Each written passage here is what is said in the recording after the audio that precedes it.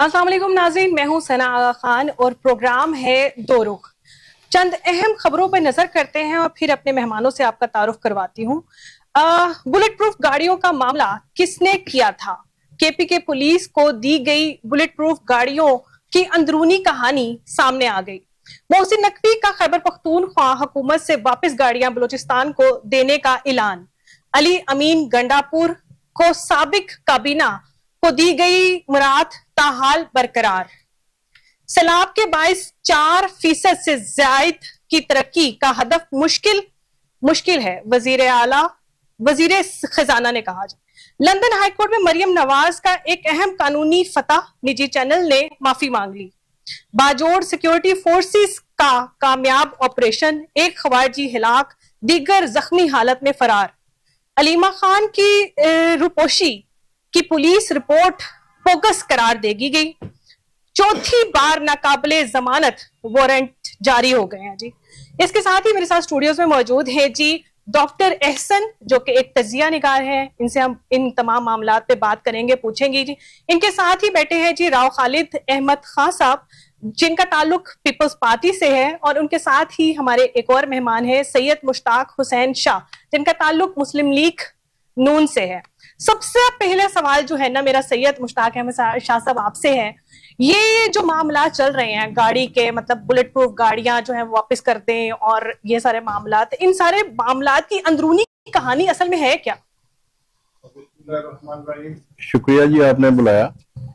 इन मामलात को क्या डिस्कस करें, ये जो तमाशा बनाया हुआ है केपीके को उन्होंने पिछले 12-13 साल से, और मैं समझता हूं कि ये कोई कहानी नहीं है। ये अपने शेर जवानों के लिए हमने गाड़ियां दी, वफाक ने दी, पुलिस के लिए दी, दूसरे अदारों के लिए दी, लेकिन वो जो नए वजीर आला साहब आए हैं, वो उसकी वखरी उनकी बराबर अलग ही उनकी मतलब शान है कि वो कह रहे हैं कि मुझे ये गाड़ियां नहीं चाहिए। भी ये आपकी सियासत की भेंट तो नहीं चढ़ सकते हमारे नौजवान, जो हमारे जवान जो है, शेर जवान जो है, उनके तहफ़्फ़ुज़ के लिए उनके दहशतगर्दों पे रहम करम पे आप छोड़ रहे हैं। ये तो बहुत बुरी बात है। ये उनको गाड़ियां मिलनी चाहिए और उनको ये गाड़ियां इस्तेमाल करनी चाहिए।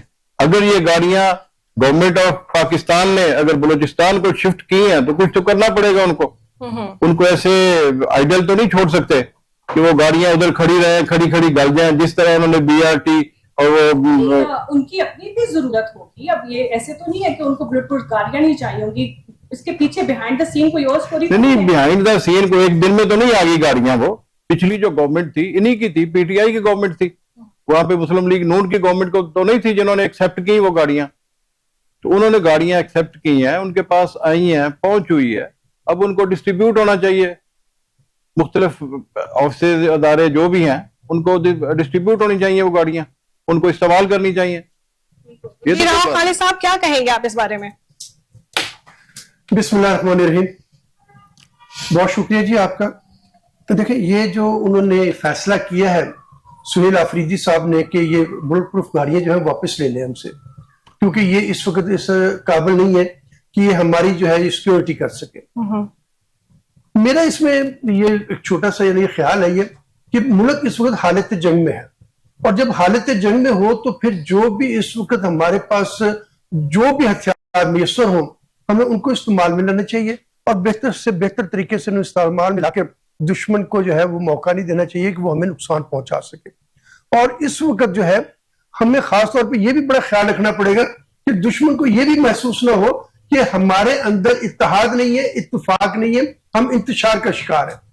तो खास तौर पे आपने देखा होगा कि केपीके जो है इस वक्त जो है निशाने पे है। केपीके में सबसे ज्यादा दहशतगर्दी हो रही है। केपीके और उसके बाद शुमाली इलाका जो है वहां पे शुमाली वजीरिस्तान हो या उसके बाद जो दीगर एजेंसियां वहां पे और अफगानिस्तान का जो बॉर्डर है वहां पे ये हमले खास तौर पे हो रहे हैं और वहां से जो है दखल अंदाजी होती है और यहाँ पे हमारे लोगों को जो है वो निशाना बनाया जाता है। तो इसमें इस वक्त सिक्योरिटी को मद्देनजर रखते हुए उनको ये गाड़ियां रखते हुए गवर्नमेंट से चाहिए था, डिमांड करते कि हमें और भी बेहतर से बेहतर गाड़ियां दी जाए, हमें और भी यानी कि जो है जो दीगर सहूलतें मुहैया यानी कि फराहम की जाए। लेकिन उन्होंने बजाय और दीगर सहूलतें लेने के उन्होंने अपने पास जो इस वक्त मैसर थी वो भी वापस कर दी। तो अब मुझे ये बताया कि उन जो हमारे जो जवान वहां पे जो लड़ाई लड़ रहे हैं, जो जंग लड़ रहे हैं, उनको हम किसके सहारे छोड़ेंगे? उनकी जिंदगियों का जो है वो जो है उसकी सिक्योरिटी कौन करेगा? उनको कौन महफूज करेगा?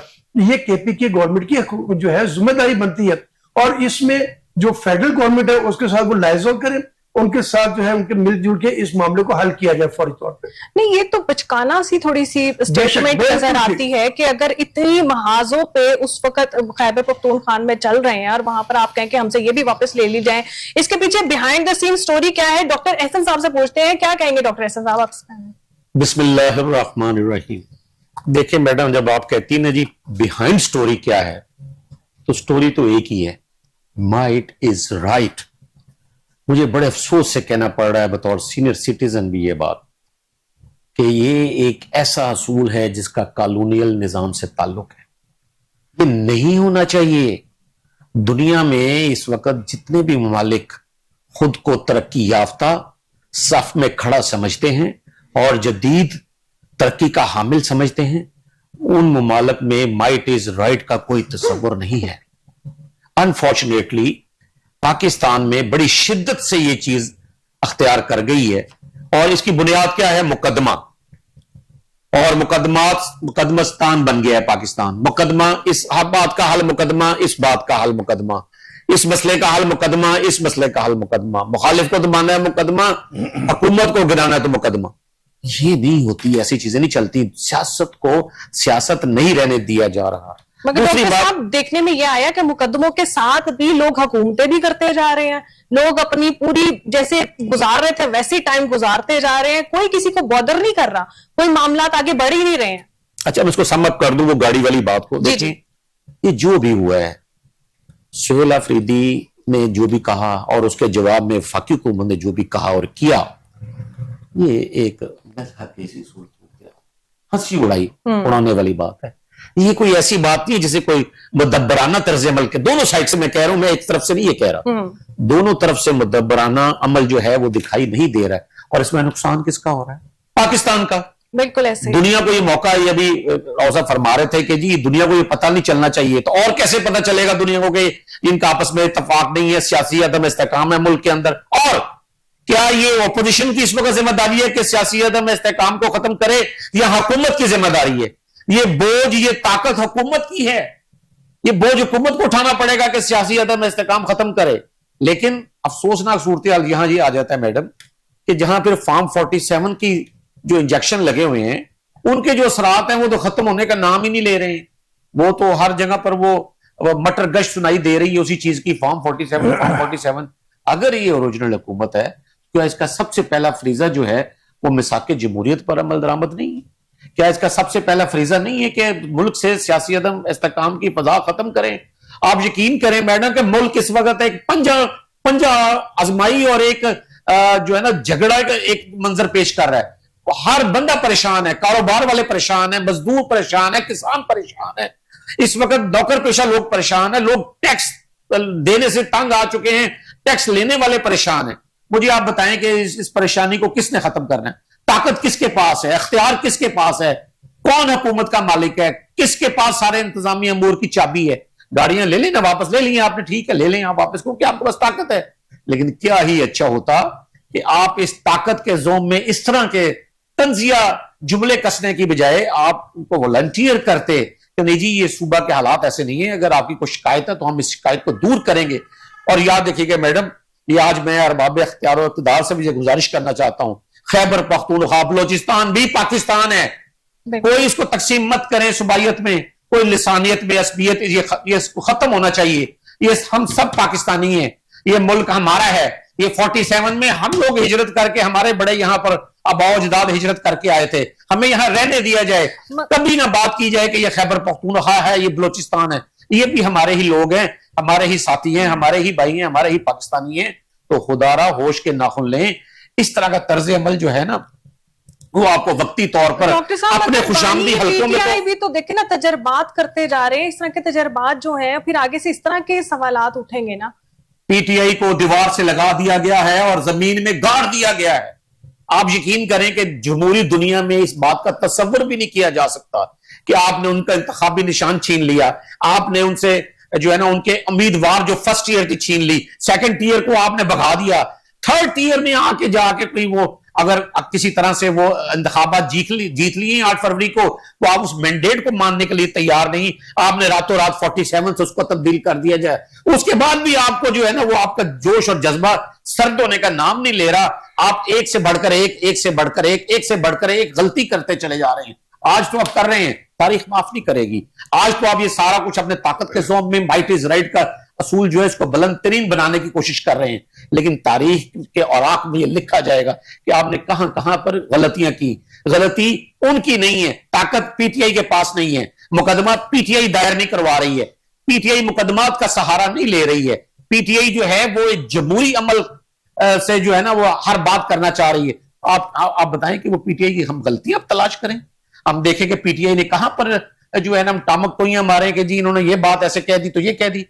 हमने तो उनके लीडर से लेके नीचे बॉटम तक हर बंदे को ऊपर तो मुकदमा दर्ज कर रखा है और सजाएं दे रखी हैं, और वो फरार हैं, कई लोग मफरूर हैं, कुछ जेलों में हैं, कुछ कहीं पर भुगत रहे हैं मुकदमे। ये देखिए ऐसी आप इसके बावजूद भी अगर आप ये समझते हैं कि नहीं जी पाकिस्तान इसी सूरत में चल सकता है कि एक ऐसी जमात जिसके पास के सबसे बड़ा मैंडेट है इंतखाबी तौर पर, और जिसके पास साथ यूथ है और जिसके पास सोशल मीडिया की पावर है, आप कहेंगे नहीं जी हम इसको जो है ना वो क्रश करके रहेंगे।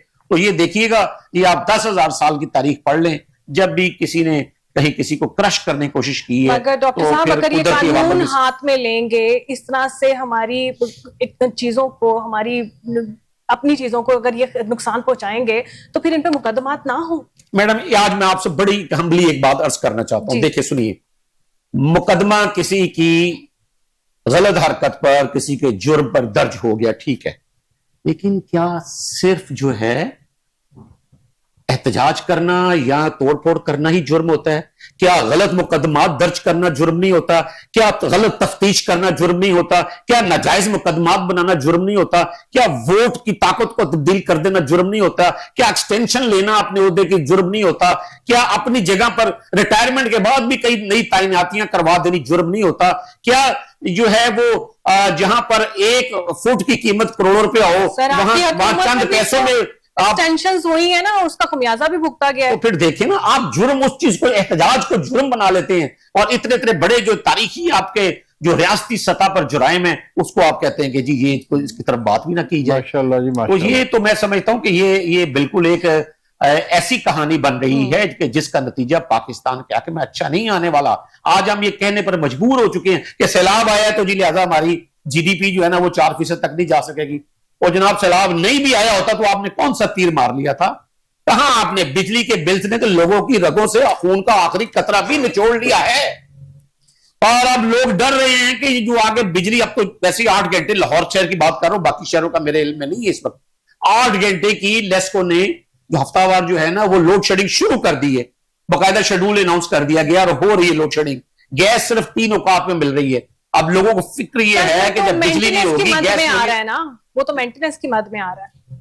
नहीं, मेंटेनेंस की मद में आ रहा है, लेकिन जब इतना भारी भारी बिल्स आप ले रहे हैं तो आप बिजली क्यों नहीं दे रहे? जब आप खित्ता में सबसे महंगी बिजली आपकी जानिब से है तो आप उनको क्यों नहीं बिला तातुल उनको बिजली फराहम कर सकते?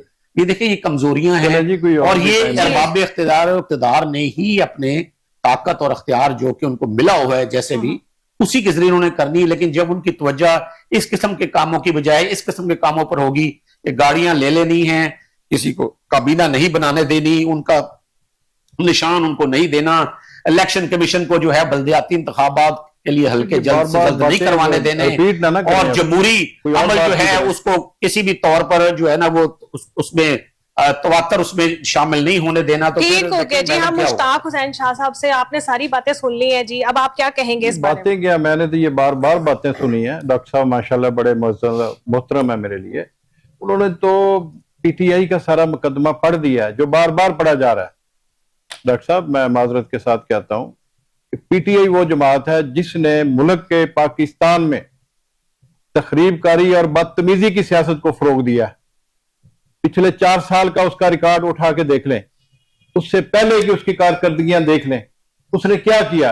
केपीके में पिछले 13 साल से उनकी हुकूमत। शाह साहब आप मानते हैं कि ये जमात है? माल है, ये एक ग्रोह है तखरीबकारों का, जमात तो बन गई। ये ग्रोह है तखरीबकारी का, तखरीबकारी की इंतहा कर दी, जिन्होंने मुल्क के शहीदों के मुजस्मों को उठा उठा कर फेंका, कोर कमांडर हाउस पे कब्जा किया। सर इसके अलावा डॉक्टर साहब ने और बड़ी सारी बातें की हैं। मैं वही बातों पे आता हूं। जी जी। अगर डॉक्टर साहब ने आधा घंटा अपनी वो सारी केस पेश किया पीटीआई का, तो मुझे भी बात करने दे एक आम शहरी की हैसियत से। जी जी। ना समझे मुझे मुस्लिम लीग की मैं बात कर रहा हूं। इनको तो चाहिए था, ये तजियाकार है, तजिया नगार है, ये गैर जानबदार तजिया करते। आया मुस्लिम लीग ने कुछ भी नहीं किया।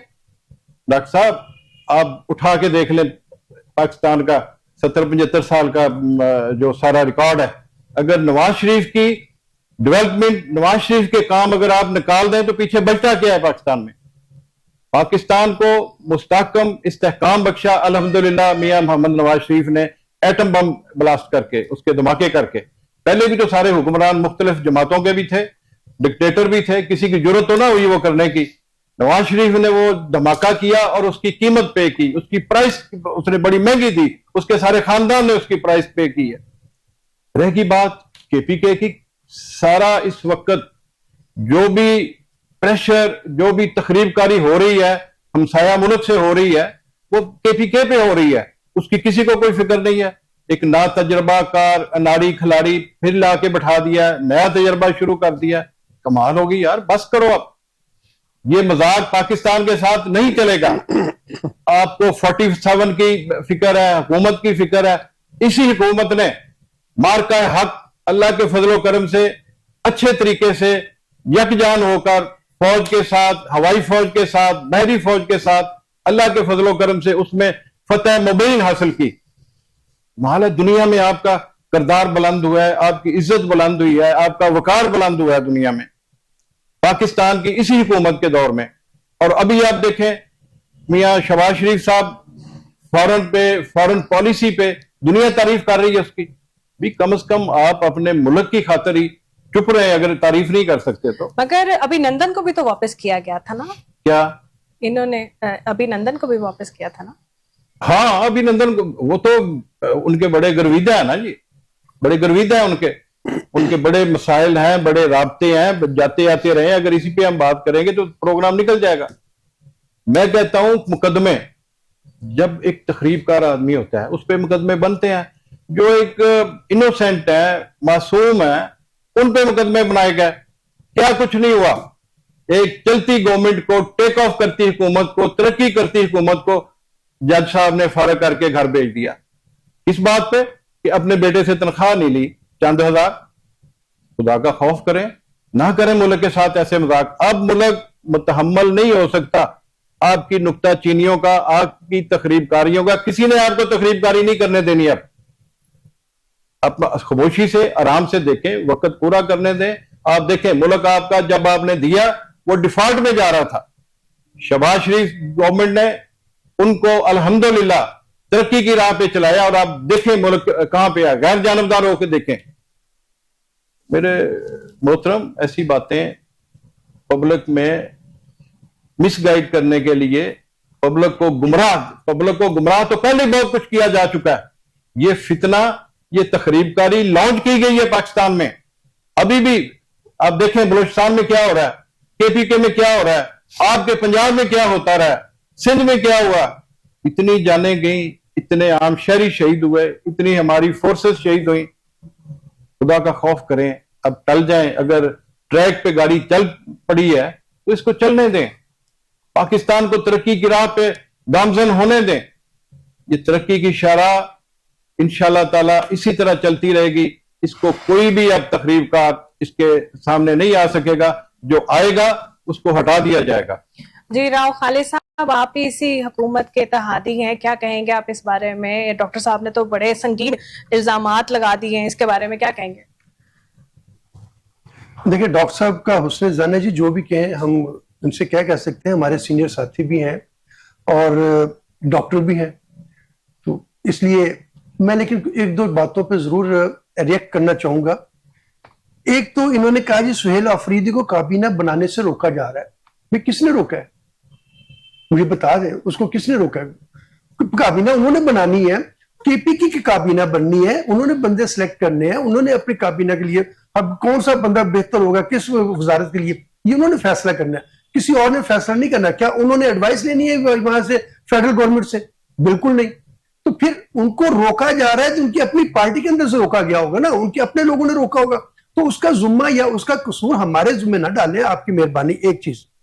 दूसरी चीज, अब भी डॉक्टर साहब ने एक और बात की, इसको, उस पार्टी को जमीन में गाड़ दिया गया, निशान छीन लिया, फला ये कर दिया, वो कर दिया। डॉक्टर साहब, मैं आपके जो है इंतहाई एहतराम के साथ, आपने एज एनालिस्ट जो है यहां पे बात नहीं की, आपने रिप्रेजेंटेटिव ऑफ पीटीआई बात की है। आपने पूरे का पूरा केस जो है वो लड़ा है पीटीआई का, और मुझे इस पे कोई हैरत नहीं हुई, क्योंकि होता है कि हर आदमी की एक अपनी एफिलिएशन होती है जिधर भी हो। तो लेकिन अब यहां पे भी मैं दूसरी बात आई थी कि उसका बेड़ा गर्क करने में पीटीआई का, और उसको तबाह बर्बाद करने में किसका हाथ है? सबसे बड़ा हाथ पीटीआई की अपनी क्यादत का। जब उनके खिलाफ अदम एतमाद हो गया था, तो क्या उनको किसी ने कहा था कि जाके आप जो है यहाँ पे नेशनल असेंबली से रिजाइन करें और बाहर चले जाए? भाई, रिजाइन ना करते, आप वहां पे बैठते, आप हिज़्ब इख्तिलाफ का वहां पे जो है किरदार अदा करते, अपोजिशन का, वहां पे आपका जो है लीडर ऑफ ऑपोजिशन आप होते। मैं फिर देखता कि यहाँ पे कैसे ये जो कुछ आपके साथ इस वक्त हुआ है ना, ये कभी ना होता। इसके जिम्मेदार पीटीआई वाले खुद हैं और उनके लीडर हैं। तीसरी बात, एहतजाज करना आपने कहा जी जुर्म बन गया। बिल्कुल जुर्म नहीं है एहतजाज करना। हर पॉलिटिकल पार्टी को एहतजाज करने की इजाजत होनी चाहिए। मैं इसका बड़ा दावेदार हूं इस चीज का, और मैं कहता हूं हर सूरत में। लेकिन एहतजाज की आड़ में इंतशार की इजाजत कभी भी नहीं होनी चाहिए किसी भी पार्टी को, चाहे वो नून लीग हो, चाहे पीपल्स पार्टी हो, चाहे पीटीआई हो, या एनीवन कोई और पार्टी। किसी को इंतशार करने की जो है ना वो एहतजाज करने की सियासत नहीं होनी चाहिए। और दूसरी बात, यहाँ पे जो कुछ भी उन पे मुकदमात हुए ना, वो एहतजाज के नहीं है, वो तोड़फोड़ के मुकदमात है। और आप 2018 से 2022 तक का अगर आप उनकी हुकूमत का रिकॉर्ड देखें, तो उसके अंदर जो है हमारे पीटीआई के जो लीडरान कराम थे, उन्होंने जो एटीट्यूड अख्तियार किया था, जो कुछ वो कहते थे, जो उनकी जाति उम्र, मैं देखिए हालांकि मेरा ताल्लुक पीपल्स पार्टी से, लेकिन मैं डेमोक्रेटिक बात करूंगा कि जाति उम्र में जाके वहां पे उनको जो है बुरा भला कहना, उस चौक में खड़े होकर उनको जो है वहां पे जलसा करना, ये कौन सी पॉलिटिकल मूव है? आप पॉलिटिकल मूव्स को पॉलिटिकल रखें, आप जातियात में तब्दील ना करें। जब भी सियासत कोई भी जातियात में तब्दील होती है तो वहां पे मुल्क का हमेशा नुकसान होता है। अब मैं एक चीज की करेक्शन मैं शाह साहब की भी करूंगा। शाह साहब ने कहा कि जी नवाज शरीफ साहब ने जो है वो एटमी धमाके करके मुल्क को मुस्तहकम किया। भाई एटमी मुल्क, और उसकी उन्होंने सजा भुगती। एटमी मुल्क बनाने की सजा जो भुगती है तो वो जुल्फकार अली भुट्टो ने भुगती है। वो उसमें जो उनको जो है वो फांसी की सजा जो हुई है ना, जो उनको दी गई है गलत, वो किसी मुकदमे और उस मुकदमे की वजह से नहीं दी गई, और कोर्ट ने ये चीज माना है। ये उनको मुल्क को एटमी ताकत बनाने की सजा दी गई है, उनको भी दी गई, उनकी बेटी को भी दी गई, उनके पूरे खानदान को। मुझे बता दें कि उनके खानदान का जो अपने जो है जो वारसीन कितने बाकी हैं। तो असल सजा इन्होंने भुगती है, डेमोक्रेसी की भी, मुल्क को ताकतवर बनाने की भी। इसलिए ये चीजें हैं। अब मैं फिर आ जाता हूं कि जो अगली बात पे कि माइट इज राइट जो है ना, इन्होंने कहा माइट इज राइट, जहां पे भी होगा नुकसान होगा। राइट इज माइट जो है, this is the best for formula. अब वहां पे क्या है कि हमारे यहां हर बंदा ये समझता है कि मैं बात असूल की कर रहा हूं, चाहे वो मेरे भाई जो है डॉक्टर एहसन साहब हो, चाहे मुश्ताक साहब हो, चाहे कोई और भी हो, हर बंदा ये कहता है, चाहे मैं ही क्यों ना हूं, मैं भी यही कहूंगा कि मैं बात असूल की कर रहा हूं। लेकिन असूल की क्या बात है कि असूल मेरे होंगे, जो मैं कह रहा हूं वो ठीक है, बाकी सारे दोस्त गलत है। नहीं, असूल ये है कि जो बंदा भी ठीक बात कर रहा है उस बात को माना जाए और उसके पर डिबेट की जाए। हमारे यहां डिबेट करना जो है वो खत्म हो गया। हम लोग जो है माइट इज राइट हमने बना लिया है कि हमने फौरी तौर पर उस पर रिएक्ट करना है, और हमने अपना जो है उसके ऊपर जो है किरदार अदा करते हुए हमने दूसरों को दबाने की कोशिश करनी है, और हमने बताना है कि हम ठीक है। जी डॉक्टर साहब, आप बताएं, राव साहब ने तो कह दिया कि जुल्फकार अली भुट्टो साहब को जो धमाका है ना वो करने की सजा मिली, तो फिर क्या खान साहब को वर्ल्ड कप जीतने, मुल्क को एटमी ताकत बनाने की, अब देखिए अच्छा, अब ये मेरी गुजारिश है कि दोनों साहिबान से गुजारिश है कि मैंने बड़े तहम्मुल और तसल्ली से बात, हम आपकी बात सवाल ले ले पहले, मेरा सवाल ले ले पहले। एक मिनट डॉक्टर साहब ने बिल्कुल बजा फरमाया, लेकिन राव साहब ने रिएक्ट किया मेरे पे, मैं उसका जरा सिर्फ 1 मिनट में जवाब देना चाह रहा हूं। जी श्योर। राव साहब, आप बिल्कुल सही फरमा रहे हैं कि भट्टो साहब ने माशाल्लाह पाकिस्तान में ये बड़ा उनका कारनामा है। उन्होंने एटमी बम की बुनियाद रखी, एटमी ताकत की बुनियाद उन्होंने रखी, उसकी सजा मिली उनको।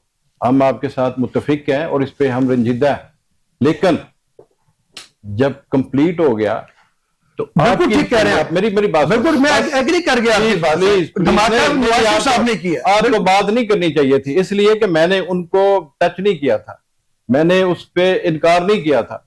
आप ये देखें कि 2 दफा आपकी हुकूमत आई, मोहतरमा बेनजीर शहीद 2 दफा वजीर आजम बनी, किसी को तौफीक नहीं हुई कि इसको हमने ब्लास्ट करना है।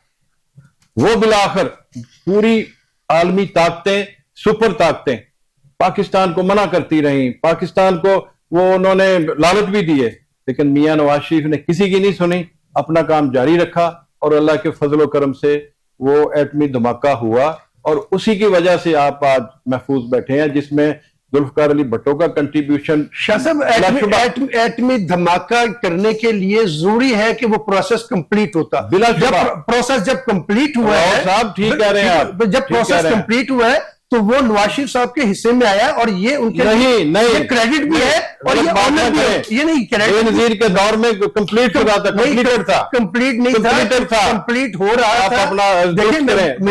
कंप्लीट हो रहा था। एटमी बम जो है उसको डिक्लेयर नहीं किया था कि हमने बना चुके हैं, इंफॉर्मेशन, ठीक है। और उस वक्त तक इंडिया ने धमाके नहीं किए थे डिक्लेयर। जब इंडिया ने अपने आप को एटॉमिक पावर जो है वो डिक्लेयर किया, ये तो एक लंबी बहस बन गई। डॉक्टर साहब, आप मुझे मेरे सवाल का तो फिर हमें जो है वो करना पड़ा। जियाउल हक साहब ने कर दिया था। सर, ये एक लंबी बहस है, इस पे हम फिर दोबारा अगले पूरा प्रोग्राम रख लेंगे। डॉक्टर साहब, आप मुझे ये बताएं कि फिर बानी पीटीआई को किस चीज की सजा मिली है वर्ल्ड कप जीतने की? अच्छा, मैं थोड़ा सा नाज़रीन के लिए थोड़ा सा एक चीज बड़ा करेक्शन वाली आ गई है, चूंकि बहस इस तरह चली है और पार्शली राव साहब ने ठीक फरमाया, लेकिन मैं ये शाह साहब से भी हम्बली अर्ज करूंगा कि तारीख को मस्ख नहीं किया जा सकता। एक नाम इन्होंने एटम बम के हवाले से मिस कर दिया, वो है डॉक्टर अब्दुल कदीर खान। Exactly. वो मोहसिन पाकिस्तान है, पूरी टीम उन्होंने, ठीक है जी, एक मिनट ठहरे, और जो उसका क्रेडिट है, ये मैं आई एग्री विद राव साहब कि वो जुल्फकार अली भट्टो शहीद हो जाता है। जिसने जो काम किया हो उसका उसको क्रेडिट मिलना चाहिए और वाकईतन उनको सजा भी इसकी दी गई। ये बात, ये क्लेम करना कि नहीं जी मैंने जो 28 मई को धमाके करवा दिए थे और यौम तकबीर, ये तक आप क्रेडिट तो ले सकते हैं कि आपने जो है ना वो दुनिया के सामने लाने के लिए उसको एटॉमिक धमाके किए, और वो भी जो उस एटम बम के खालिक थे डॉक्टर अब्दुल कदीर खान, वो उनकी भी अगर आप क्लिप्स निकाल के देख लें तो वो क्या फरमा रहे हैं कि मियां साहब उन्हें क्या हुक्म दे रहे थे कि जी कि आप जो है ना किस तरह क्या होने जा रहा है। तो वो तो ये तो समझे कि ये इस कौम की एक गैरत थी जो उस वक्त काम आ गई, और उसका वजन गैरत का इतना ज्यादा था, कौमी गैरत और हमीयत का, कि वो मियां साहब बर्दाश्त ना कर सके और वो धमाके हुए। लेकिन ये तारीख का एक बाब है जो जिसको आप जैसे भी चाहे मोड़ना मुड़ तो जाएगा, लेकिन जो हकायक की स्याही है वो मिटाई नहीं जा सकेगी। और दूसरा, मैं यहां एक बड़ा आजिज़ से अर्ज कर रहा हूं राव साहब से कि राव साहब, एफिलेशन अहम नहीं होती, असूल अहम होता है। आप मुझ पर ठीक है पर्सनली आप कह रहे हैं जी कि आपने वो पीटीआई से एफिलिएशन, नहीं, मैं असूल की बात कर रहा हूं, मैं बतौर, मैंने कहा था सीनियर सिटीजन बात कर रहा हूं। जो सच होता है, अगर हम लोग भी उसको सच के तौर पर बयान नहीं करेंगे तो कौन करेगा? कोई इंडिया से आएगा, अमेरिका से आने वाले लोग बताएंगे कि सच क्या है। हमारा काम है, अगर हमें यहां चंद लम्हात मिले तो हम सच बात करें, हम एफिलिएशन वाली बात ना करें। ये दुरुस्त है कि उसको दीवार से लगा दिया गया पीटीआई को, ये दुरुस्त है कि जमीन में गाड़ दिया गया है। और जमीन में क्या आप चाहते हैं कि इन्हें सारी पीटीआई को एक मैदान में इकट्ठा करके तेल छिड़कर आग लगा दी जाए इन्हें? क्या ऐसे चाहते हैं आप पाकिस्तान में होना चाहिए? शाह साहब ने कहा है कि जो केसेस हुए हैं मुजरिम पे केसेस होते हैं, कभी भी इनोसेंट पे जुर्म जिन्होंने किया उन्हीं पे केसेस होते हैं। मैडम, पाकिस्तान की तारीख में ना मुकदमात इस तरह बने, ना मुकदमात इस तरह चले, ना ही मुकदमात इस तरह बनने चाहिए। मैं ये कहता हूं कि कल खुदा न खास्ता वक्त जो है वो किसी के हाथ में नहीं होता, गिरफ्त से आजाद होता है, वो अपनी रफ्तार से चलता है। जब वक्त आएगा, ये ऑपोजिशन में पहले भी थे, आइंदा भी जा सकते हैं, लेकिन मेरी ये ख्वाहिश होगी कि ये पाकिस्तान में मुकदमस्तान वाला सिलसिला जो है कभी भी दोबारा पीपल्स पार्टी या पाकिस्तान मुस्लिम लीग नून या किसी और जमात तक ना पहुंचे। ये अच्छी बात नहीं है। ये अफसोसनाक पहलू ये है कि हम इसके दूसरे जो इसकी वजह से मसाइल पैदा हुए हैं, जो इसकी वजह से एक हमारी सोसाइटी को एक गिरावट का सामना करना पड़ रहा है, हम उसको नजरअंदाज कर रहे हैं। 1947 में जो हिजरत हुई थी ना मैडम यहां आने के लिए, उससे बड़ी हिजरत ये 3 से 4 साल में लोग हो गई, 34 लाख लोग छोड़ गए। तो ये कोई ऐसे कोई आम बात नहीं है, हमें हर समाजी पहलू को देखना है, सियासत को मजाक नहीं बनाना है। मैंने इसलिए शुरू में कहा था कि सियासत को सियासत नहीं रहने दिया गया, सियासत को खेल बना रहे हैं, और खेल भी कौन सा, तंजो मजाक का खेल। ये गाड़ियों वाला वाकया तो इस बात की एक दलील बन गया है। अभी ये राव साहब इतने सीनियर बंदे हैं और कह रहे हैं कि ले जी वो हमें बताएं जी कि वो उनको रोका किसने हुआ, और भाई उसने अपने आप जो है, कभी कोई आपका कोई लीडर जो है वो जरदारी साहब के हुक्म के बगैर कभी कुछ कर सकेगा? तो जरदारी साहब अगर अवेलेबल नहीं होंगे तो कहां से हमसे गाइडलाइन ली जाएगी? उन्होंने इमरान खान से गाइडलाइन लेनी है, उस वजीर आला ने, आप उसको उससे मिलने नहीं दे रहे। और रोकना किसे कहते हैं? आप उसे मिलने देते।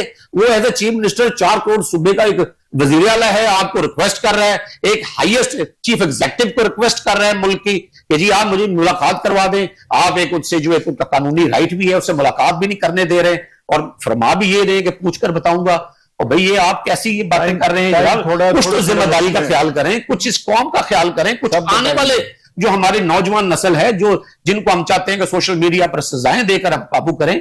सजाएं देकर दुनिया में लोगों को काबू नहीं किया जाता, लोगों को अपना हम ख्याल बनाकर काबू किया जाता है। लोगों को उनकी सहूलियात फराहम करके उनके दिल जीते जाते हैं, लोगों को उनके मसाइल उनकी दहलीज पर हल करके उनका एतमाद जीता जाता है। ये तो नहीं कि आप कहने जी हम ये भी, मेरा ख्याल है कोई 3400 किस्म के तो आपने निकाल दिए कि ये भी एक महकमा है, ये भी मुकदमा करेगा, ये भी मुकदमा करेगा, ये भी मुकदमा करेगा। कारोबार चलाने वाले को देख लेना, 45 महकमे हैं जो आज मैं एक list Lahore chamber of commerce and industry की तरफ से देख रहा था कि जो पकड़ने और पकड़ दकड़ के लिए मौजूद है। आप मुझे बताएं एक महकमा दिखा दें कि जो कहे कि हाँ जी ये दुकान बंद हुई थी मैं चलाऊंगा, ये सनद बीमार हुई थी इसको वापस हम कौमी माशी दायरे में लेके आएंगे, एक भी नहीं है सर। पकड़ दकड़ करना कॉलोनियल कल्चर में बहुत आसान होता है। आप अभी हुक्म दे किसी को, कहेगा बंदा अभी उठा लेके आएंगे, लेकिन अभी अब किसी को कहे ना कि कोई चीज आबाद करनी है, किसी को चलाना है, किसी को सैलाब वाले को बचाना है, तो उनके हाथ खड़े होंगे जी वसाइल नहीं है हमारे पास। तो ये मुल्क को इस तरफ पकड़ दकड़ की तरफ जो है ना, इस कल्चर को इसके बलबूते पर जो माइट इज राइट भी बात मैंने राव साहब जो अर्ज की थी आपसे, शुक्र है कि आपने ये बात मान ली कि माइट इज राइट नहीं होना चाहिए, बट अनफॉर्चुनेटली हो रहा है, हम इसका शिकार हैं। पूरा माशरा इस वक्त माइट इज राइट की गिरफ्त में है। जिससे भी आप बच्चे से भी पूछ रहे हैं वो कहते हैं जी हम बात नहीं कर सकते। किसी भी आप देख लें चैनल्स पे किस तरह लोग तब्दील किए जा रहे हैं, एंकर पर्सन्स को किस तरह बैन कर दिया गया है। तो ये माइट इज राइट में होता है ना, वैसे तो नहीं होता है। तो ये चीजें बहुत सारी चल रही हैं। शाह साहब इसका जवाब देना चाह रहे हैं। इसी तरह मैं आपसे अर्ज करता हूं कि मुझे एक मिसाल दिखा दें, मैं मुकदमा के हवाले से वापस उस पॉइंट पर उसको कंक्लूड करता हूं कि जिस दिन प्राइम मिनिस्टर मियां शहबाज शरीफ ने हलफ उठाना था उनसे कुछ दिन पहले उन पर फर्द जुर्म आयद होना थी, वो ठीक है मुकदमा खत्म हो गया, लेकिन क्या किसी तफ्तीशी को सजा दी गई? अच्छा, तो तुमने ये 1.5 साल मुकदमा चलाए रखा गया।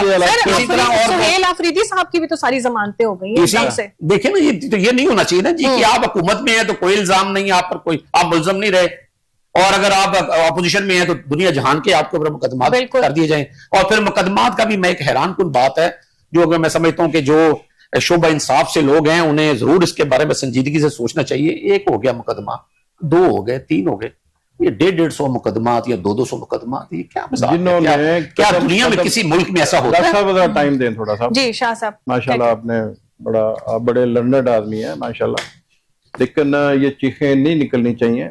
आप पीटीआई का पूरा मुकदमा बड़े दर्द से आपने पेश किया है, आप खराज तहसीन पेश करता हूं आपको, लेकिन जो जुर्म करेगा, पल पल जुर्म करेगा, पैर पैर पे जुर्म करेगा, उस पर हर दम मुकदमे होंगे। मुकदमे हुए हैं, अदालतों ने प्रूव किए हैं। अदालत में और अडयाला जेल में एक मुजरम बैठा, एक और बंदे ने सुप्रीम कोर्ट में रिट की हुई है कि मुझे भी वो सहूलतें दी जाए, मुझे तो कोई मिलने नहीं देता, मुझे खाना, मुझे ये, मुझे वो, घर से मुझे दिया जाए। हर बंदे का हक है। अब वो स्पेशल उसको डील किया जा रहा है। मुझे तो ये हैरानगी है भी क्यों किया जा रहा है कि उन पे जुर्म साबित हुए हैं, उसके तहत उनको सजा हुई है, अब वो मुजरम है। नहीं मुश्ताक साहब, मुलाकात तो होनी चाहिए ना। बात मुलाकात इस बात में मियां नवाज शरीफ को जिस तरीके से, जिस बदतमीजी से उनको अरेस्ट किया गया, इसका मतलब ये कि बदले लिए नहीं, बदले नहीं, ये मुकाफाते अमल है। अच्छा, ये कुदरत की तरफ से है, कोई बदला नहीं दिया जा रहा है। ये बदला नहीं दिया जा रहा है। दुनिया च भी पाएंगे तो आखिरत भी पाएंगे इंशाल्लाह। इन्होंने पाकिस्तान को तबाह बर्बाद करने की कोशिश की है, अब इनको नहीं करने दिया जाएगा। अल्लाह के फजल करम से पाकिस्तान तरक्की करेगा।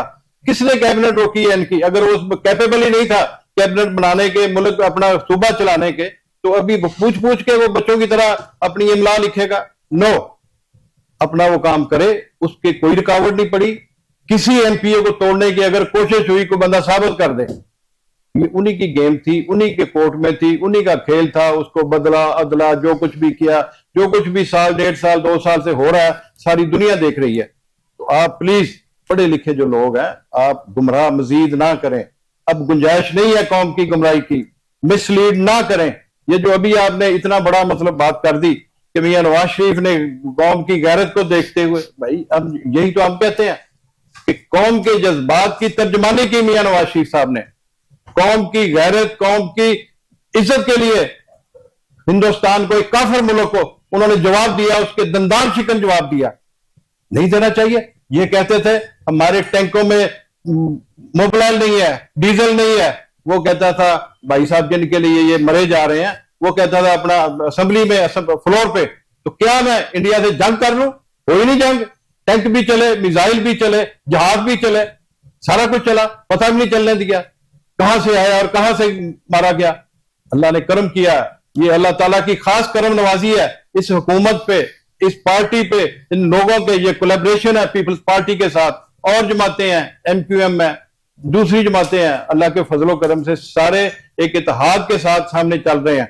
अभी जो अफगानिस्तान के साथ जो मारामारी हुई, उसमें ये बड़े परेशान थे सारे, इनके मफादात से, उसमें कह रहे थे हम तबाह बर्बाद हो जाएंगे, फटाफट करो इसको।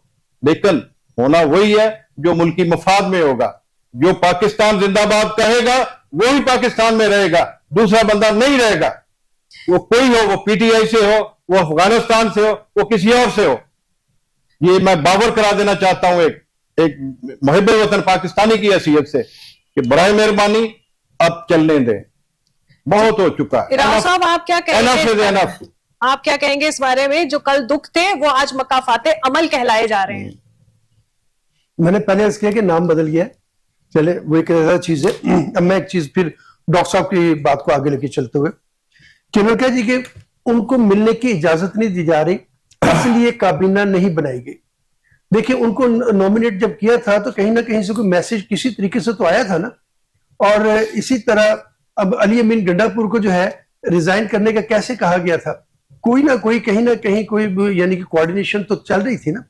तो उस वक्त जो है ये होमवर्क मुकम्मल क्यों नहीं किया गया कि अगर आज अली अमीन गंडापुर सब जब चाहेंगे तो उसकी जगह पे सुहेल आफरीदी सब जब हल्फ उठा लेंगे तो कैबिनेट भी तो बननी है ना। उस कैबिनेट के लिए पहले ही हम होमवर्क मुकम्मल होना चाहिए था, बजाय इसके कि हम आज जो है ये बार बार उडियाला जेल के बाहर या कहीं पे भी जाके हम एहतजाजी पॉलिटिक्स करें और जाके वहां पे इजाजत मांग रहे हो। देखिए, हर मुलाकात का एक जो है वो कानूनी तरीका होता है। उन्होंने कानूनी तरीका अख्तियार करें, इजाजत लें, गवर्नमेंट ने इजाजत देनी है और देनी पड़ेगी। मैं फिर ये कहता हूँ गवर्नमेंट को भी इजाजत देनी पड़ेगी और मुलाकात होगी। ये नहीं हो सकता कि वो एक वजीर आला है और एक सूबे का वजीर आला है, किसी यानी शहर का वो कोई चेयरमैन नहीं है, ना किसी यूनियन काउंसिल का चेयरमैन है, तो उसको इजाजत मिलेगी, लेकिन कानून के दायरे में रहते हुए वो अपने जो है वो तमाम जो है वो कार्रवाई करे। अब यहां पे फिर बात आ जाती है कि कोई भी मुल्क हो, वहां पे इकोनॉमिकल स्टेबिलिटी के लिए जो है पॉलिटिकल स्टेबिलिटी होना बहुत जरूरी है। हमारे मुल्क में इस वक्त जो है पॉलिटिकल स्टेबिलिटी नहीं है, और पॉलिटिकल स्टेबिलिटी ना होने की बिना पे जो है ये सारा हमारा इकोनॉमिकल सेटअप जो है वो जो है वो ग्रास रूट लेवल से ऊपर तक खराब हो गया। अभी मेरे भाई ने, डॉक्टर साहब ने कहा कि 34 लाख लोग जो है वो छोड़ के चले गए। भाई इन्हीं के सर के ऊपर तो जो है वो पीटीआई पॉलिटिक्स कर रही है। तो वो कहते हैं ओवरसीज हमारी असल ताकत है, ओवरसीज के वहां से जो है वो सारी पॉलिटिक्स, ओवरसीज की पॉलिटिक्स तो पीटीआई कर रही है। और तो वो उनको भेज के वो क्रेडिट तो सारा का सारा जितना वहां से जो है वो पैसे आते हैं फॉरेन जो है करेंसी, वो सारी की सारी वो तो अपने क्रेडिट में लेके जाते हैं। आप उनको बुरा कह रहे। आपको तो इस चीज का जो है वो शुक्रगुजार होना चाहिए कि जितने ज्यादा लोग बाहर जा रहे हैं उतने ज्यादा यहाँ पे पैसे आएंगे, उतने पैसे आएंगे तो पाकिस्तान का जो है वो खजाने में जो फॉरेन जो है वो जो है उसमें बेहतर होगा उनका। तो इसलिए मेरा ख्याल है कि 34 लाख लोग जो छोड़ के गए ना ये पिछले दिनों, ये भी खैर फिगर जो है 100% दुरुस्त नहीं है, इस फिगर के ऊपर भी देखना पड़ेगा। मगर सर हाँ सब तो ये कहते थे कि लोग यहाँ पाकिस्तान में आएंगे, यहाँ पर आके नौकरियां ढूंढेंगे, यहाँ पर अपना पैसा इन्वेस्ट करेंगे। आएंगे, आए तो नहीं ना उनके दौर में, बात तो ये है। नहीं, और अब अगली बात, आए तो नहीं ना। हाँ, अब मैं एक बात कहता हूं, ये जो 9 और 10 को जो वाकयात हुए हैं और ये जंग हमने जो इस वक्त जीती है, देखिए हमेशा लड़ती फौज है, नाम सरदार का ही जर्नैल का ही होता है। आसिम मुनीर साहब हमारे जर्नैल हैं, शहबाज शरीफ साहब लीडर है ऑफिसर यानी कि पाकिस्तान है, इस वक्त वजीर आजम है। नाम तारीख में यही लिखा जाएगा कि शहबाज शरीफ साहब के जमाने में फला जंग हुई थी और वो जंग हमने जीती थी। जिसका एटमी ताकत के ऊपर नाम लिखा गया। अल्हम्दुलिल्लाह। देखिए जो हकायक है वो हकायक ही होते हैं, जिस दौर में जो वाकया हो उसी दौर के मुनासिबत से वो नाम होता है।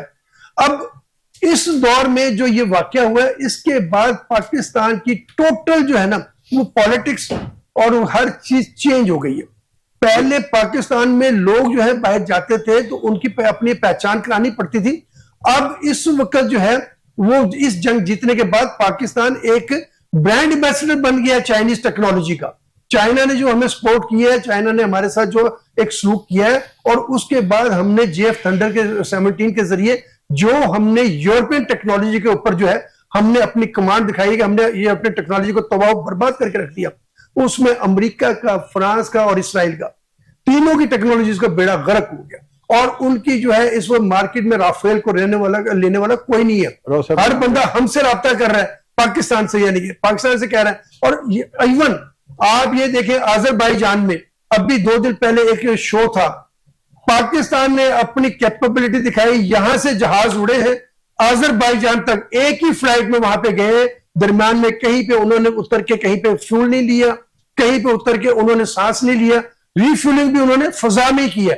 ये हमारी फजाइया की कैपेबिलिटी है जिसको इस वक्त पूरी दुनिया जो है मान चुकी है, और पूरी दुनिया अब पाकिस्तानियों से, पाकिस्तानी जो फजाइया है इससे ट्रेनिंग लेना चाहती है। रोज साहब सिर्फ 1 मिनट, मैडम आपके सवाल का जवाब जी, जो आपने अभी पूछा है कि एटम पे किसका नाम लिखा जाएगा, एटमी बिलाशुबा एटमी ताकत पे शुरू कराने वाला जुल्फकार अली भट्टो शहीद, उसको पाया तकमील तक पहुंचाने वाला मोहम्मद नवाज शरीफ। दरमियान में डॉक्टर साहब ने बिल्कुल सही कहा, डॉक्टर कदीर साहब की बहुत लाजवाल उनकी मेहनत, लाजवाल उनके कारनामे हैं, उनके साथ पूरी टीम थी। समर मुबारक साहब थे और साइंसदान जिनके मैं नाम नहीं जानता, वो पूरी टीम थी जिन्होंने इसको पाया तकमील तक पहुंचाया। मैं वो अगर आप इजाजत तो मैं इसको समअप कर दूं छोटी सी आपसे इजाजत लेके, कि जब से अपना जुल्फकार अली भट्टो साहब ने इसकी बुनियाद रखी और नवाज शरीफ साहब तक जब तक ये पाया तकमील तक नहीं पहुंचा, यानी कि हमने एटमी धमाका नहीं किया, जिस जिस शख्स ने जो इसमें जो किरदार अदा किया है वो सल्यूट के सलाम पेश करते हैं, सलाम पेश करते हैं। और इस वक्त अब जो 1977 में जब जुल्फकार अली भट्टो साहब की हुकूमत खत्म हुई थी, तो फिर एक जब अपना सदर इसहाक साहब जब सदर बने थे ना जी, उन्होंने बकायदा कहा था कि इस यानी कि उसके लिए कि किसी सूरत भी कोई फंड किसी वक्त भी रुकना नहीं चाहिए, हर सूरत में इसके फंड जो है रिलीज होंगे। हालांकि उस वक्त एक दफा बुरा वक्त भी आ गया था और इस मंसूबे को रोकने का भी प्रोग्राम बन गया, कई दफा बुरा, लेकिन इसहाक साहब का, इसहाक खान साहब का और दीगर तमाम दोस्त जो जिसने भी इसमें जो किरदार अदा किया वो हमारे लिए काबिल तहसीन है और हम उसको जो है सलूट करते हैं। जी डॉक्टर साहब क्या कहेंगे आप इस बारे में? जी मैं एक तो ये अर्ज कर दूं कि शाह साहब मसूफ फरमा रहे थे कि जी पूछ कर चलना है इन्होंने, ओ भाई वो तो पूछ कर शायद जो सुहेल अफरीदी है चल ही ले, आप तो पूछ सकते ही नहीं, कोई काम तो होता ही नहीं जरदारी साहब और बिलावल भट्टो साहब के इशारे के बगैर। ये कहां की बात है, ये उन्हीं की रस्म है कि उन्होंने एक कारकुन को भी इस तरह के एक वजीर आला बनाया है और उसको पूछ के कुछ करके कोई डिलीवर भी कर सकेगा। तो ये प्लीज आप ना कहा करें। और दूसरा जो है ना राव साहब, आप सर ये उस्मान बुजदार कितना डिलीवर करेंगे? देखें उस्मान बुजदार भी एक तारीख का बाब रहा है, ठीक है, उसने जो कीजिए हम तो उसके जिम्मेदार नहीं है। सुहेल अफरीदी भी जो भी करेगा हम उसके जिम्मेदार तो नहीं होंगे। पाकिस्तान के ऊपर सारा बोझ आता है। अगर उस्मान बुजदार ने गलती की है, अगर वो परफॉर्म नहीं कर सका, तो आज वो देखे ना किसी के पास उसका जवाब है। इस तरह अगर सुहेल अफरीदी इस तरह करेगा तो उसके पास भी जवाब नहीं होगा। लेकिन ये जो कुछ हो रहा है ये भी तो वो नहीं काबिल जवाब है कि आप कहें जी कि ये बहुत ठीक कर रहे हैं। और दूसरी बात यह है पाकिस्तान की जो मसल्ला दुनिया तारीफें कर रही है, जो पाकिस्तान की मसल्ला फौज है, ये 1940 से ऑनवर्ड अब तक ये दुनिया की बेमिसाल अफवाज के तौर पर उभरी हैं। बिल्कुल। इसमें किसी पाकिस्तान मुस्लिम लीग नून या पाकिस्तान पीपल्स पार्टी का ताल्लुक नहीं है।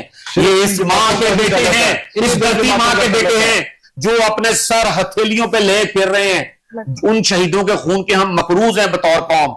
ये बात गलत है कि वो पार्टी की तौहीन की। शाह साहब आपसे देखें, एक मिनट ठहर जाएं, आपकी बात में बड़ी तसल्ली सुकून से सुनी, जरा आप बात मैं सुन रहा हूं, आपसे सुन रहा हूं। ये पाकिस्तान जो है ना, ये माएं वो बेटे पैदा करती हैं तो जो जाके सरहदों के दिफा के लिए अपनी जानों का नजराना जब पेश करते हैं, और जब उनके जिस्म उनके पास वापस आते हैं तो वो कहते हैं कि इन्हें मुर्दा ना कहो। और वो माएं कहती हैं कि मेरा एक बेटा और होता तो मैं वो भी कौम के लिए शहीद करवा देती। आप इसका खाम में अपने उन लीडर्स को क्रेडिट दिए जा रहे हैं जो 1 मिनट हुकूमत में उतरने के बाद हॉस्पिटल में और उसके बाद फिर वो बैरून मुल्क रवाना हो जाते हैं। ये वो लोग हैं जो अपनी जानों का नजराना पेश करते हैं, अपने जवान बेटों को लड़ने के लिए भेजते हैं। इनका ताल्लुक अशराफिया से नहीं है, ये आम लोगों में से लोग हैं। ये वो लोग हैं कि जो सिर्फ और सिर्फ किसी भी नफा और किसी ओहदे के लालच के बगैर अपने वतन पर सीना सपर लोहे की दीवार, सीसा पलाई हुई दीवार की तरह खड़े हो जाते हैं और उसका दिफा करते हैं। और आज अल्हम्दुलिल्लाह आप जिन पायलट्स ने भी ये कारनामे अंजाम दिए हैं, और जिस तरह आज पाकिस्तान नवी बहरिया ने जिस तरह वो एक कारनामा अंजाम दिया और उन्होंने एक इतनी बड़ी एक मिकदार में एक जो है ना वो मंशियात को पकड़ लिया और एक आलमी सतह पर शोहरत हासिल की है, इसका अशराफिया से मैडम सॉरी बड़ी माजरत के साथ अर्ज कर रहा हूं, कोई जरा सा बराबर ताल्लुक नहीं है। अशराफिया तो अपने बच्चों को फौज में भेजते ही नहीं है। ये लोग तो कहते हैं कि जी ये तो काम ही दूसरे गरीबों का, ये तो डायरेक्ट उसको MNA MP एक बनाने के अलावा इनका ख्वाब दूसरा कोई नहीं होता। तो ये तो फौज का जो एक क्रेडिट है, ये इस मुल्क के बेटों का क्रेडिट है। इसलिए मैं आपको ये अर्ज कर रहा था कि इस मुल्क में कोई खैबर पख्तूनख्वा या बलोचिस्तान की बात नहीं है, हम सब पाकिस्तानी हैं। ये पाकिस्तान का हिस्सा है। कभी ये सुबाइयत में तकसीम करते हैं, कभी ये फौज का उसके कारनामों का सहारा लेने की कोशिश करते हैं, कभी ये लिसानियत में उसको डाल देते हैं, कभी ये किसी और कारनामे का सहारा लेने की कोशिश करते हैं। ये इस मुल्क के वसाइल हैं। वेरी अनफॉर्चुनेटली कि पाकिस्तान के लोग भी वैसे ही काबिल और वैसे ही मेहनती और जफाकश हैं जैसा कि चीन में है, जैसा कि वियतनाम में है, जैसा कि जापान में है, जैसा कि इंग्लिस्तान में है, जैसा कि ऑस्ट्रेलिया या कनाडा में है। और ये भी याद रहे कि यही आम लोग, जिन 34 लाख लोगों की बात कर रहा हूं, इनमें अशराफिया के भी लोग हैं। वैसे तो खासतौर पर वो भी लोग हैं 11-12 हजार जो ब्यूरोक्रेट्स हैं, जो कि ड्यूल नेशनलिटी लेके जिनकी फैमिलीज चले गई हैं, जो कि यहाँ मफाद तो सारा उठाते हैं, प्रोटोकॉल तो सारा लेते हैं, यहाँ से सारी सहूलियात और ओहदे और इज्जत तो ले जाते हैं, लेकिन उनकी बाद रिटायरमेंट उनकी ख्वाहिश होती है कि हम यहाँ जर्मनी के में या किसी या ऑस्ट्रेलिया के किसी जजीरे में या अब जो है यूरोप के किसी मुल्क में ठहरे या कनाडा में चले जाएं, और ये 20 मिसालें आपको निकाल के दी जा सकती हैं। तो ये तो इस मुल्क के साथ ये लोग कर रहे हैं और इन्हें ये एहसास नहीं हो रहा आम आदमी की जिंदगी जो है वो दिन ब दिन, यानी इसका मतलब ये है कि तमाम मसाइल का हल जो है वो बानी पीटीआई ही है। देखें, ये मैं कभी भी नहीं कह सकता कि तमाम मसाइल का हल बानी पीटीआई है, लेकिन मैं ये जरूर कहता हूं कि जो बानी पीटीआई के साथ किया जा रहा है वो मसाइल का हल नहीं। ये इस तरह मसाइल हल नहीं होंगे इस मुल्क के। इस मुल्क को इस तरह से दलदल से नहीं निकाला जा सकता। मसाइल की वजह राव साहब ने एक मिनट बात सुन जी प्लीज। देखें, जब हम कहते हैं नहीं मसाइल की वजह पीटीआई, देखें जब आपको पता है कि 80% वोट उनको मिले हैं, करोड़ों लोग उनके साथ हैं, सोशल मीडिया आपको सिर्फ इसलिए नापसंद है कि वहां पर लोग जो है इमरान खान की तारीफ करते हैं और आपके बारे में अच्छे अल्फाज अदा नहीं करते। इसी तरह आपको जो है ना वो मुख्तलिफ पाबंदियां आपने चैनल्स और अखबारात पर भी लगवाई हैं। तो जब आपको ये सारी चीजें दिखाई दे रही हैं तो मसला फिर पीटीआई नहीं है, मसला फिर ये ख्यालात का है, सोच का है, अदम जमहूरी ख्यालात का है, जमहूरियत की ताकत को अंडरमाइन करने का है, अपने ही इक्तदार को तूल देने का है। अब दे ले तूल। मैं तो ये कहता हूं कि ये बिल्कुल एक ओपन पीटीआई, तो मैं फिर कहूंगा कि दीवार से लगी हुई है, फ्री हैंड है, ओपन हैंड है, करे इस पाकिस्तान के लिए कुछ ना कुछ बेहतर। आपके पास पूरा टाइम पड़ा हुआ है, ले पूरे 5 साल। मैं बल्कि गुजारिश करूंगा पीटीआई से कि बिल्कुल भी इनको हुकूमत से निकलने के लिए ना कहा जाए। जो इन्होंने करना था वो कर लिया है। अब ये जो पूरा चांद चढ़ाकर दिखाएं इस मुल्क की इकोनॉमी को चला के दिखाएं, यहां की सनतों को जो 40% वैसे बंद है और जो बाकी 60% मौजूद है वो भी 40% कैपेसिटी पर चल रही है। सनतें पूरी चल नहीं पा रही हैं। आपके पास जो है ना वो जिस सेंट पे आप बिजली दे रहे हैं वो मुकाबला ही नहीं कर सकती एक्सपोर्ट जो है ना जी आपकी डॉक्टर सनतें साहब, जो है। इनके पास तो काफी टाइम है मगर हमारे पास टाइम जो है ना बड़ा महदूद है। जी मुश्ताक साहब क्या कहेंगे? डॉक्टर साहब ने बड़े हाईलाइटेड इश्यूज उठा दिए, वक्त नहीं, कम है। डॉक्टर साहब ने माशाल्लाह बड़ी इनकी नपीतुली बातें हैं, लेकिन फिर मैं वही बात करूंगा कि अब इमरान खान की हमदर्दी में मुल्क की गुमराही में हिस्सा ना लें, बराए मेहरबानी। मुल्क तरक्की कर रहा है, आपको नजर नहीं आ रहा, आप देखना नहीं चाह रहे। 600 रुपए किलो टमाटर, तो ये तरक्की हो गई है बहुत ज्यादा। यार इस वक्त पंजाब में जो काम हो रहा है, जितना वजीर आला पंजाब काम कर रही है, मैं समझता हूं कि आज तारीख में या मियां शहबाज शरीफ ने किया था या मोहतरमा मरियम नवाज शरीफ सभा कर रही है। तो इसलिए काम करने दें उनको, 20-20 घंटे वो काम करते हैं। कभी आज भी वो इस तरह जनूबी पंजाब में वो फ्लड कार्ड बांट रही थी, कभी कुछ दे रहे हैं, कभी कुछ दे रहे हैं। लाखों में उनका जो नुकसान है, 5 लाख अगर कुछ छोटा उनका कोई नुकसान हुआ है घर का, उसको दे रहे हैं। उनके सर्वे मुकम्मल हो गए, आज उसी की बना पे उनको फ्लड कार्ड दिए जा रहे हैं। अगर किसी का पूरा घर वाश हुआ है तो उसको 10 लाख रुपया, किसी का मवेशी अगर जी हलाक हो गया उसको लाखों रुपया दिया जा रहा है। तो समझ नहीं आ रही कि आप चाहते क्या हैं, क्या हो। और सर ये कहाँ पे बांटे जा रहे हैं? ये पंजाब में, अच्छा पंजाब में अभी आज ही स्टार्ट हुआ है। आपको नहीं मिले? मेरा सवाल अगला आप ही के पास आने वाले थे कि ये कहाँ पे बांटे जा रहे हैं, आवाम तो वैसे ही रो रही है। नहीं नहीं, कहाँ रो रही है? किसकी आवाज आपको आई है रोने की? कोई नहीं रो रहा, सारे अपने अच्छा। घरों को वापस चले गए हैं, कैंपों से वापस चले गए हैं। 10-10 लाख रुपए लेके। हाँ, नहीं, ये 10-10 लाख रुपए भी मिलेंगे ना। अच्छा हाँ मिलेंगे अभी। शाह ये जो थे करोड़ रुपया, 1 करोड़ नौकरियां देने वाले, लाखों अभी मकान डाटा देने तो वाले, मुकम्मल हुआ किधर हैं? नहीं सर, ये अभी डाटा तो मुकम्मल हुआ नहीं, तो ये कैसे बांटे कैसे जा रहे हैं, आज तकसीम कैसे नहीं, हो रहे हैं? वो उनकी इनिशियल जो है ना हेल्प वो हो रही है। अच्छा अच्छा अच्छा, इनिशियल हो रही है। जी राव साहब क्या कहेंगे? देखिए, पहले तो मैं ये बात करूंगा जो अभी अपना डॉक्टर साहब ने बात की कि इस वक्त टमाटर जो है वो 600 रुपए किलो बिक रहे हैं। बिल्कुल ऐसे ही है। टमाटर आज का रेट जो है ना जी, जो मैंने खरीदा है वो 450 में खरीदा है, पहली बात तो ये। और इसका जो रेट का जो ताल्लुक है ना जी, ये इकोनॉमिक्स मेरे से ज्यादा बेहतर जानते होंगे, मैं कम जानता हूँ क्योंकि मैंने तो सिर्फ इंटर तक पढ़ी थी, उसके बाद नहीं पढ़ी। लेकिन रेट्स का ताल्लुक जो है हमेशा डिमांड एंड सप्लाई से होता है। जब डिमांड ज्यादा होगी, सप्लाई कम होगी, तो रेट हमेशा बढ़ जाएगा। जब सप्लाई ज्यादा हो रही होगी और डिमांड कम हो जाएगी तो रेट हमेशा चीजों के कम हो जाएंगे। मगर टमाटर तो एवरीडे आइटम है ना, लेकिन मतलब एवरीडे है, लेकिन अब वहां से पीछे से सप्लाई कम आ रही है ना। उस सप्लाई कम होने की वजह क्या है? वो सैलाब है, क्योंकि फसल तबाह बर्बाद हो गई। रोटी नहीं मिल रही तो आप केक ले लें, बस ये इसका। नहीं, मैं बिल्कुल नहीं कह रहा, नहीं। मैं कतई नहीं कह रहा ये बात। देखिए, मैं तो बिल्कुल आपकी बात को इंडोर्स कर रहा हूं कि इस वक्त महंगा होने की वजह, हम फैक्ट्स के ऊपर बात करें ना, कि जब ये सैलाब की वजह से फसलें तबाह हो गई, चाहे वो चावल की फसल है, अब वो भी तो कटने वाली है ना, उसकी भी यानी कि इस वक्त जो है वो जो जी होनी राव चाहिए साहब वाइंड अप करें प्लीज, टाइम बहुत तो कम है। वो कम है। इसी तरह शाह साहब ने जैसे ये कहा कि अभी इस वक्त जो है ये वो किसान कार्ड जो है वो तकसीम हो रहा है और उसके मुताबिक जो है किसानों की बड़ी मदद हो रही है। मैं इसमें थोड़ा सा इख्तलाफ करूंगा। किसानों की जो है, खासतौर पर किसान की जो तबाही और बर्बादी पंजाब में सैलाब की वजह से हुई है, इसके ऊपर बिला जमात यानी बिला यानी तफरीक गैर में कंपनसेट किया जा रहा है। बिला तफरीक गैर कि हम ये आटे में नमक के बराबर भी उनकी मदद नहीं है। मेरे अभी एक दोस्त यहाँ पे बैठे भी हुए किसान विंग के प्रेसिडेंट है, मैं वो चाहे मेरे से इख्तलाफ करते रहो, लेकिन हकायक यही है कि इस वक्त किसान जो है रुल चुका है, तबाह बर्बाद हो चुका है, और उसमें खास तौर पे ये सैलाब की वजह से। और सैलाब के बाद हमें जो उनकी मदद करनी चाहिए गवर्नमेंट को, वो अभी तक वो मदद हो नहीं रही। राव साहब को बहुत बहुत शुक्रिया, आप तमाम मेहमानों का बहुत बहुत शुक्रिया। टाइम हमारे पास खत्म हो गया, हमारा अभी बहुत सारे मामला थे डिस्कस करने के लिए, मगर ये टाइम महदूद होता है, इसके लिए आप तमाम मेहमानों का बहुत बहुत शुक्रिया। इसके साथ ही मुझे सना को दे इजाजत, फिर मिलेंगे अगले प्रोग्राम में, तब तक के लिए अल्लाह हाफिज।